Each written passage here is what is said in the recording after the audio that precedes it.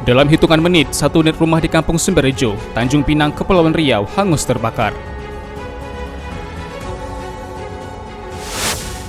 22 orang dikabarkan tewas dan 47 lainnya luka-luka dalam ledakan di pasar ibu kota Irak, Baghdad sebelum perayaan Idul Adha.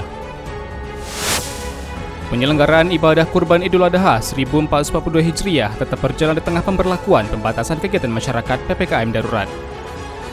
Halo pemirsa, kita berjumpa dalam program U-News.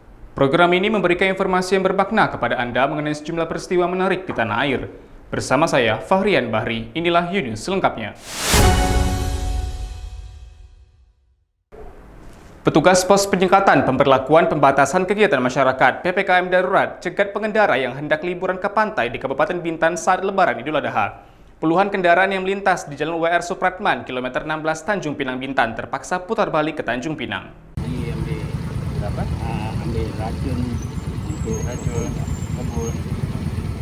Petugas pos penyekatan di perbatasan Tanjung Pinang Bintan memperketat pemeriksaan bagi pengendara yang hendak keluar maupun yang akan masuk ke kota Tanjung Pinang di Jalan WR Supratman kilometer 16 Tanjung Pinang Bintan.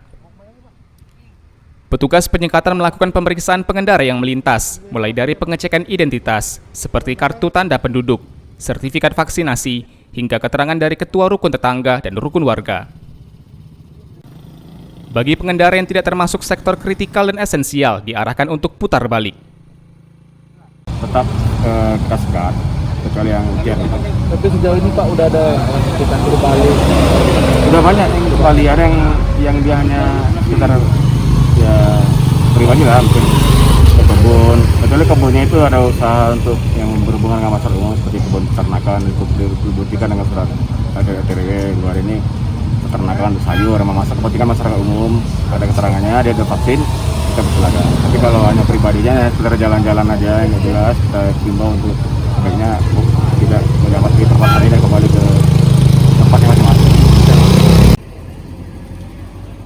Dari Tanjung Pinang, Kepulauan Riau, Afriyadi, UTV mengabarkan. Satu unit rumah di Kampung Sumberjo, Tanjung Pinang, Kepulauan Riau hangus terbakar pada Selasa 20 Juli siang tadi. Kebakaran yang hanya terjadi dalam hitungan menit ini terjadi saat pemilik rumah pergi mencangkul di halaman rumahnya. Rumah kayu milik Sabar Tanco hangus terbakar dalam hitungan menit. Rumah milik warga Sumberjo ini ditinggal pemiliknya untuk mencangkul tak jauh dari lokasi kejadian. Nyangkul. Lagi nyangkul. Sudah nyangkul, saya istirahat. Jadi istirahat, bom api begitu, sangkut-sangkut bakaran di sana. Jadi saya nggak tahu. Tiba-tiba ya, saya berak lagi. Sudah berak lagi, tengok duduk lagi dengan Setia. Itu api yang kata Setia. Tanco mengaku kebakaran yang terjadi tersebut tak menyisakan harta benda berharga apapun. Seluruh barang berharganya hangus terbakar. Dagang habis semua habis lenyap loh. Semua dagangannya ya. Surat-surat semua. Nggak diperinci kan satu-satu. Pakaiannya ini satu, itu gantong dubi satu, itu tinggal habis. Habis semua. Habis. Kebakaran rumah warga RT 04 RW 10, rumah Bapak Tanco, warga saya, barusan. Dari kebakaran yang terjadi ini tidak terdapat korban jiwa. Saat ini Tanco beserta istri terpaksa mengungsi ke rumah anaknya yang berada tak jauh dari lokasi kediaman pribadinya. Dari Tanjung Pinang, Kepulauan Riau, Tommy Yandra, UTV mengabarkan. Warga di wilayah Toapaya dan Kelong Bintan, Kepulauan Riau menguburkan jenazah tanpa alat pelindung diri. Sejumlah foto-foto warga di Kecamatan Toapaya dan Kelong, Bintan, Kepulauan Riau menguburkan jenazah pasien COVID-19 menjadi perbincangan publik. Foto pemakaman jenazah pasien COVID-19 yang diterima redaksi UTV memperlihatkan sejumlah orang memakamkan pasien COVID-19 dengan pakaian seadanya. Warga hanya menggunakan masker, sarung tangan dan baju kaos lengan pendek. Bahkan di antaranya tidak menggunakan sarung tangan, pelindung muka dan pakaian pelindung khusus penguburan jenazah pasien COVID-19. Padahal dalam ketentuan pedoman pemulasaran dan penguburan jenazah akibat COVID-19 di masyarakat yang ditertibkan oleh Kementerian Kesehatan RI, disebutkan sopir keranda, kereta, mobil jenazah, dan petugas pemakaman wajib memakai APD, yakni sarung tangan, masker, pelindung mata, dan pakaian lengan panjang. Dikonfirmasi terpisah, Kepala Dinas Kesehatan Kabupaten Bintan, Gama AF Isnaini mengatakan, penguburan pasien COVID-19 tidak perlu menggunakan APD begitu lengkap. Hanya saja menurutnya, warga atau petugas penguburan perlu menerapkan protokol kesehatan, menjaga jarak, menggunakan masker, dan menggunakan sarung tangan. Mengingat penguburan pasien COVID-19 tidak dalam situasi rentan infeksius, Itu kan kalau dia tak teratur, terukur cukup, kadang kan tidak terukur. Kadang masyarakat minta banyak, misalnya katakanlah satu standarnya itu dalam satu pemakaman kita berikan 6, ya. Nanti kadang-kadang belasan datang betul. Namun APD itu tidak mutlak APD dalam arti itu pemakaman itu kan ke jenazah itu asal jenazah sudah dari Satgas Covid kan sudah steril. Jadi yang penting itu mereka pakai masker, baju lengan panjang, terus pakai sarung tangan. Gitu. Ya? Jadi bukan berarti harus pakai APD level 2 gitu, bukan. Tidak perlu pakai baju hazmat dan segala Perlu macam itu. macam level itu. Yang penting masker, jaga jarak, baju panjang. Nah, APD standar APD kan harusnya alat pelindung diri, jadi memakai pelindung diri. Dalam rangka apa dia? Dalam rangka menetapkan prokes, kan harus 3M, pakai masker ya. Pakai jaga jarak, cuci tangan. Namun karena sedang giat untuk katakanlah membantu pemakaman, ya harus pakai sarung tangan, bajunya lengan panjang untuk menghindari terpapar. Ya, ada aturannya pemakaman pakai APD itu syaratnya. Masker, ya, baju lengan panjang, sarung tangan, ya, mungkin sepatu yang standar gitu. Bukan pakai harus level 3 kecuali pemulasarannya. Gitu. Karena infeksius di ruang pemulasara itu ya harus level 3, tak boleh tembus ke orang yang mulasara. Kalau dia sudah di mulasara, sudah disteril, sudah semua dikeluarkan dari ruang forensik ke kamar jenazah kan sudah steril. Baik, itu aja Pak. Siap. Namun itu pengertiannya itu tidak boleh, tetap harus menjaga protokol kesehatan, ya. Boleh Pak. Tidak mesti harus pakai itu. hingga saat ini, terdata kasus aktif COVID-19 di Kabupaten Bintan mencapai 4.058 kasus, dengan kasus kematian 3 hingga 4 orang per hari. Dari Bintan, Kepulauan Riau, Fahrian Bahri, UTV, mengabarkan. Penyelenggaraan ibadah kurban Idul Adha 1442 Hijriah tetap berjalan seiring pemberlakuan pembatasan kegiatan masyarakat PPKM darurat. Lalu bagaimana pelaksanaannya di Tanjung Pinang, Kepulauan Riau? Berikut pantauan reporter UTV. Beginilah situasi pemotongan hewan kurban di Masjid Al-Muhajirin, Jalan Potong Lembu, Kota Tanjung Pinang. Para petugas pemotong hewan kurban yang juga remaja masjid dengan semangat menjalankan tugasnya dan tetap mematuhi protokol kesehatan.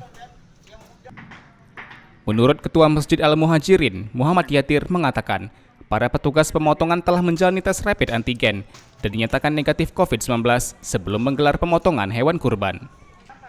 Sejak pukul 8.30 pagi, para petugas pemotongan telah memulai aktivitas menyembelih hewan kurban. Ini kan nanti remaja masjid semua yang motong semua, tapi orang sudah semalam sudah antigen semuanya penelitiannya. Jumlah hewan kurban di Masjid Al-Muhajirin tahun ini hanya seekor sapi dan 5 ekor kambing. Pendistribusian daging hewan kurban diantar langsung kepada lebih dari 100 keluarga. Kita antarkan rumah masing-masing nanti. Kita yang mengantar, bukan dijemput. Ada berapa penerima? Lebih kurang ada 100 kakak lah, 100 lebih lah. Dari warga sekitar ya? Warga kita. Di Tanjung Pinang, pemotongan hewan kurban juga dilaksanakan di Masjid Agung Al-Hikmah. Di masjid ini hanya 7 ekor sapi dan 3 ekor kambing yang dikurbankan, jauh berkurang dari tahun sebelumnya. Ya, sebelum COVID ini ya, Masjid Raya ini paling sedikit 10 sapi. 9-10. Pengalaman sebelum COVID ini ya, lebih juga kadang paling kurang 10. Pendistribusian daging hewan kurban di Masjid Agung Al-Hikmah juga sesuai dengan ketentuan pemerintah, yakni panitia langsung mendistribusikan ke masyarakat. Dari Tanjung Pinang, Kepulauan Riau, Muhammad Khairuddin, U-News mengabarkan. Kebijakan penyekatan selama masa PPKM darurat membuat banyak pengendara di Kota Batam kucing-kucingan mencari jalan tikus yang tak terjaga oleh petugas. Banyak masyarakat yang muter balik. Adanya aturan penyekatan di beberapa titik di Kota Batam, Kepulauan Riau selama masa PPKM darurat membuat pengendara di Batam memutar otak mencari jalan tikus, berusaha menghindari petugas yang menjaga penyekatan. Salah satunya di Jalan Raja Ali Kelana Cikitsu, Kota Batam. Berdasarkan pantauan, pengguna jalan memilih memutar arah menggunakan jalan tikus menghindari penyekatan petugas.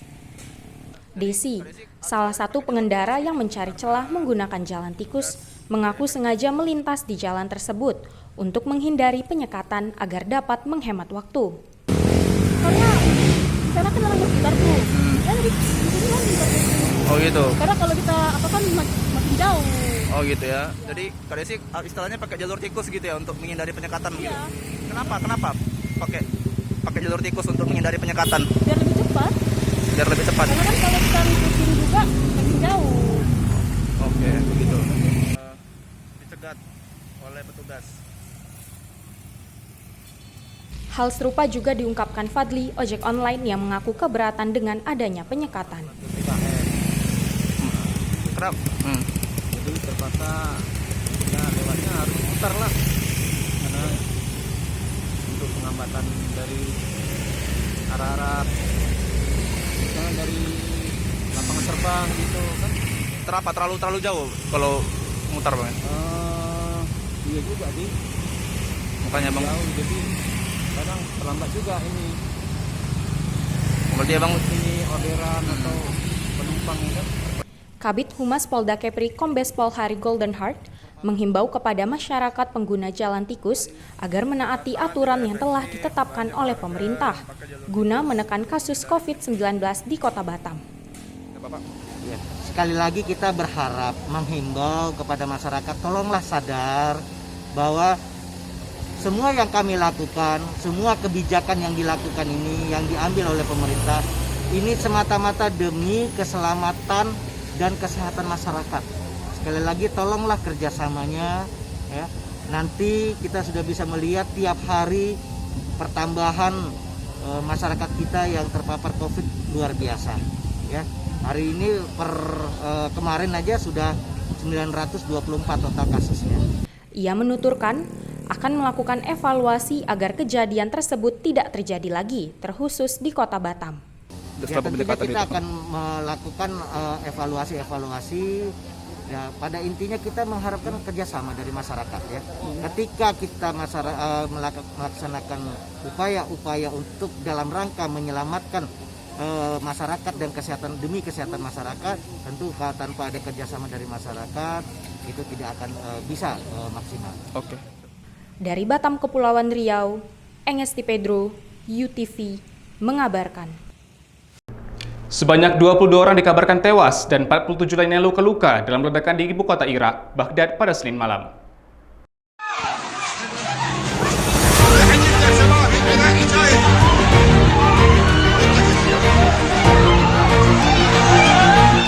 Ledakan hebat terjadi di pasar umum dekat ibu kota Baghdad, Irak di jam-jam sibuk pada Senin 19 Juli menjelang perayaan Hari Besar Keagamaan Idul Adha. Otoritas tempat menyatakan sedikitnya 22 orang tewas dan 47 lainnya luka-luka dalam ledakan itu. Tidak ada kelompok yang mengaku bertanggung jawab atas serangan itu. Perdana Menteri Irak Mustafa Al-Hakim memerintahkan pihak berwenang untuk memulai penyelidikan dan menyeret para pelaku ke pengadilan. Dari Baghdad, Irak, Kantor Berita Antara, UTV mengabarkan. Cerita razia pedagang kecil saat PPKM darurat tidak selalu tentang sikap keras dan disiplin petugas. Di Madiun, Jawa Timur, petugas razia memborong barang-barang dagangan penjual sebelum batas waktu tutup, yakni pukul 8 malam. Wali Kota Madiun memborong dagangan pedagang yang masih berjualan melewati jam operasional pemberlakuan pembatasan kegiatan masyarakat PPKM darurat. Forum Pimpinan Daerah Forpimda Kota Madiun menggelar razia penerapan jam malam dalam rangka PPKM darurat, Minggu malam 18 Juli. Selain sang wali kota, sejumlah Forpimda Madiun juga memborong barang dagangan pedagang, sembari meminta pedagang untuk tutup pada waktunya. Petugas razia PPKM darurat masih menemukan pedagang kaki lima beraktivitas jualan di ruas Jalan Sudirman, Jalan Dr. Sutomo, dan Jalan Diponegoro, Kota Madiun. Beberapa PKL terlihat dagangannya belum habis, namun sudah bersiap-siap menutup lapaknya. Petugas pun sepakat memborong dagangan para penjual dengan maksud agar mereka lekas kembali pulang dengan perasaan senang karena dagangannya habis terjual. Wakil Wali Kota Madiun, Indah Raya, mengapresiasi para pedagang yang taat aturan dengan menutup dagangannya pukul 20 waktu Indonesia bagian Barat. Kita semua sepakat untuk bersama-sama membantu masyarakat, terutama pedagang kaki lima yang memang tertib dan sudah pada jamnya harus tutup. Mereka patuh dan udah ringkes-ringkes mau pulang. Maka kami sepakat untuk ya kita bantulah barang-barang, memberikan ya kita beli dagangannya. Kapolres Madiun Kota AKBP Dewa Putu Darmawan usai razia malam menyatakan selain memborong dagangan para penjual, pihaknya juga memberikan bantuan 5 kg beras kepada pedagang, tukang becak, dan ojek. Membagikan beras yang memang untuk masyarakat, masing-masing satu paket itu ada 5 kilo, di samping Bu Wali tadi dan kita juga memborong makanan atau dagangan yang masih tersisa, kita beri sedikit tali asih berupa beras. Selama masa PPKM darurat, selain melarang menyediakan fasilitas makan di tempat, penjual juga dilarang berjualan di atas jam 8 malam. Setiap malam petugas memantau dan mengimbau agar pedagang mematuhi aturan yang berlaku. Dari Madiun, Jawa Timur, Kantor Berita Antara, UTV, mengabarkan.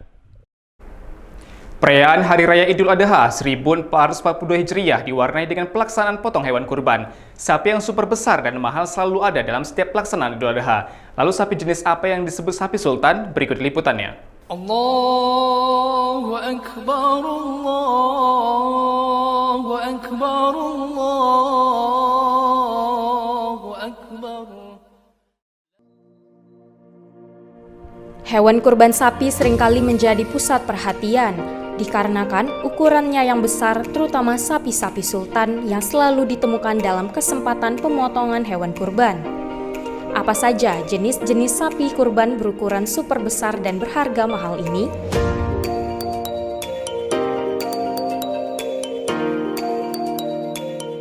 Jenis sapi kurban yang langganan dibeli oleh presiden dan artis di tanah air adalah jenis sapi limosin. Sapi ini dikembangkan di Prancis dan merupakan bangsa dari Bos Taurus. Di Indonesia, sapi ini merupakan persilangan dari sapi Ongole, Brahman, dan Hereford.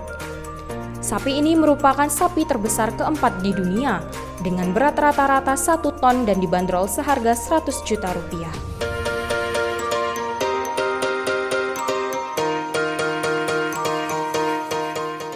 Selanjutnya sapi Brahman. Sapi ini berasal dari India serta merupakan keturunan sapi zebu atau Bos Indiskas.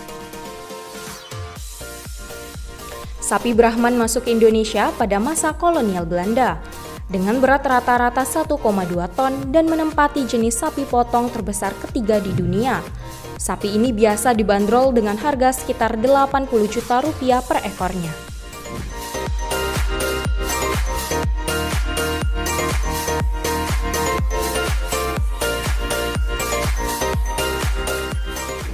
Sapi yang paling sering dipakai untuk membuat stik ialah sapi potong jenis simental. Sapi terkenal ini berasal dari Switzerland. Sapi simental paling sering dicari oleh pecinta stik di seluruh dunia. Dengan warna khas coklatnya dan bobot hingga 1,5 ton, merupakan sapi jenis potong terbesar kedua di dunia. Dari Tanjung Pinang, Kepulauan Riau, Kava Bihi, UTV, mengabarkan.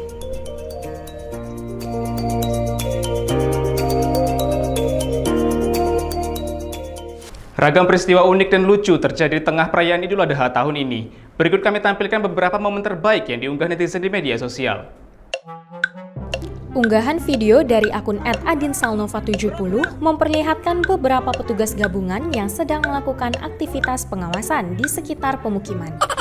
Video tersebut direkam oleh rekan lainnya dari atas kendaraan patroli.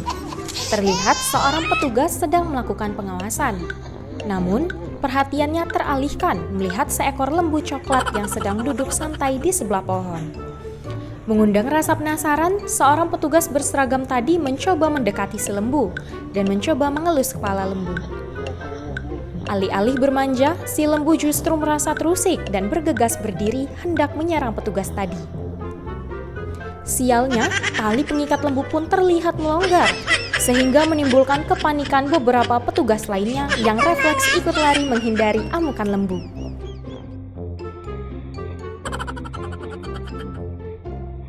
Tidak hanya kejadian lucu, peristiwa unik dan mengharu biru juga sempat menghiasi lini masa Twitter. Unggahan video dari @hatimusakit memperlihatkan seorang pria yang disapa Mbah pada tayangan tersebut terlihat sedih, memeluk dan mengelus lembu hitamnya. Sementara pada suara latar terdengar sang perekam mencoba menenangkan si Mbah tadi, menyemangatinya agar kelak menjadi berkah.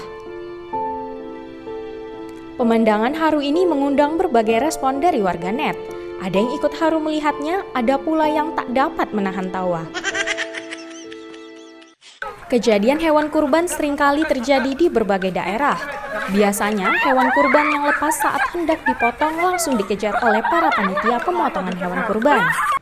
Namun, dari video yang terekam oleh @Ica Elvira, seekor sapi justru melenggang leluasa, lari-lari kecil di perumahan warga seperti mencari alamat.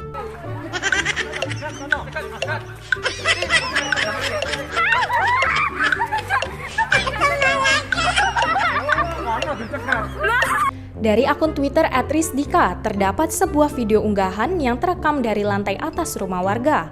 Seekor lembu terpeleset dari pikap yang membawanya. Pawang lembu yang sedang mempersiapkan pemindahan lembu lengah, tak memastikan lembunya terikat dengan aman. Lembu tadi terpeleset turun dari pikap dan memanfaatkan kesempatan untuk kabur. Adegan kabur si lembu sontak menghebohkan warga sekitar. Itu dia berbagai kejadian unik, haru, dan kocak yang terjadi selama perayaan Idul Adha kali ini. Dari Tanjung Pinang, Kepulauan Riau, Agung, UTV mengabarkan. Lembaga Survei Indonesia (LSI) mengungkapkan berdasarkan hasil surveinya, terdapat 23,5% masyarakat masih tidak percaya bahwa vaksin mampu mencegah penularan COVID-19. Selain itu, juga terdapat 36,4% masyarakat yang tidak bersedia divaksinasi dengan alasan takut akan efek samping, menganggap vaksin tidak efektif, dan bahkan mempersoalkan kehalalan vaksin. Lembaga Survei Indonesia (LSI) merilis hasil survei nasional mengenai sikap publik terhadap vaksinasi nasional dan program vaksinasi COVID-19 pemerintah pada Minggu 18 Juli 2021 secara virtual. Adapun survei tersebut dilakukan pada 20 hingga 25 Juni 2021.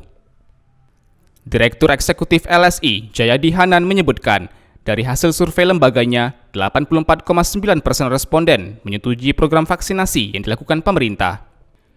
Sedangkan yang tidak setuju sebanyak 10%, namun terdapat 23,5% masyarakat tidak percaya bahwa vaksinasi COVID-19 mampu mencegah penularan virus yang masih diselidiki asal-usulnya ini.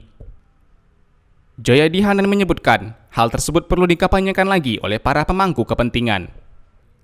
Temuan selanjutnya, terdapat 36,4% masyarakat yang tidak bersedia untuk disuntik vaksin. Alasannya takut akan efek samping vaksinasi, menganggap vaksinasi tidak efektif, mempersoalkan kehalalan vaksin, lalu juga ada yang beranggapan bahwa vaksinasi hanya akal-akalan perusahaan farmasi untuk mencari keuntungan. Apakah vaksin itu aman? Hampir 70% menyatakan yakin bahwa vaksin itu aman. Jadi ini tinggal sedikit lagi pemerintah untuk mengkampanyekan betapa vaksin itu aman terhadap sekitar 26% masyarakat yang masih tidak yakin dengan keamanannya. Yang merasa yang merasa bahwa vaksin itu tidak aman itu lebih banyak di kalangan menengah ke bawah, di kalangan yang berpendidikan menengah ke bawah. Jadi yang berpendidikan tinggi umumnya yakin itu vaksin itu aman. Jayadi menambahkan, dari responnya sebanyak 23,3% pernah menyarankan orang lain untuk divaksin, sedangkan 72,8% mengaku tidak pernah menyarankan orang lain untuk divaksin. Menurutnya, pemerintah perlu menggandeng masyarakat yang bersedia untuk menyarankan orang lain untuk divaksinasi. Kemudian Jayadi mengungkapkan 48,2% masyarakat yang mengeluhkan sulitnya mendapatkan vaksinasi bagi warga biasa dan menganggap hanya orang-orang kota yang bisa mendapatkan vaksinasi. Selain itu, tingkat kepercayaan masyarakat terhadap jenis-jenis vaksin yang digunakan di Indonesia umumnya berada di atas 50%. Namun persentase tertinggi kepercayaan masyarakat terhadap vaksin Sinovac buatan Cina dan AstraZeneca buatan Inggris. Dari Jakarta, Kantor Berita Antara, UTV, mengabarkan. Terima kasih telah menyaksikan informasi yang kami sajikan. Tetap saksikan UNews selanjutnya. Salam sehat, sampai jumpa.